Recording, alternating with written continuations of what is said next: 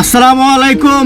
আমার সদ্য ভাইদেরকে বলতেছি যে খন্দকার মোস্তাক সাহেবকে নিয়ে আপনারা যে কমেন্ট করতেছেন, আমার মনে হয় এগুলা ঠিক হচ্ছে না। কারণ একটা লোকের প্রথম বিয়ের বয়স থাকে প্রায় 30-28 বয়স, দ্বিতীয় বিয়ে যদি করতে যায় তাহলে বিয়ের বয়স থাকতে হবে নিম্নে 40, তৃতীয় বিয়ে 45, চতুর্থ বিয়েতে কত গিয়ে পৌঁছতে পারে।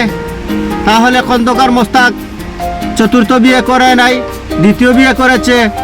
কিন্তু ইসলামের মধ্যে আছে যে 4টা বিয়ে করা জায়েজ আছে। তাহলে খন্দকার মোস্তাক কি ভুল এমন করেছে? আপনাদের বোঝা উচিত, ওকে বাজে কমেন্ট করা ঠিক হচ্ছে না। তাই আপনারা এগুলা থেকে বিরত থাকেন। এবং শুধু খন্দকার মোস্তাক আপনারা দেখেছেন, কিন্তু এই বাংলাদেশে আরো হাজার হাজার মানুষ আছে এরকম বিয়ে করে নিয়ে লন্ডনে যাচ্ছে। তাহলে এদেরকে ধরতে পারেন না, শুধুই খন্দকার মোস্তাককে ধরছেন কেন? এমন কি পাপ করছে?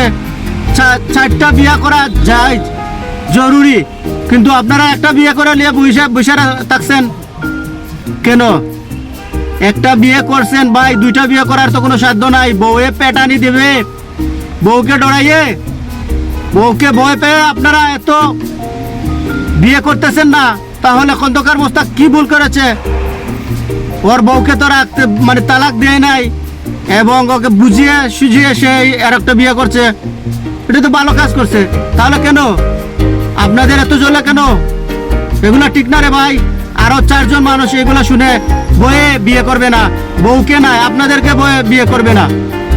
ওগুলো আপনারা ঠিক করতেছেন না। ধন্যবাদ সবাইকে।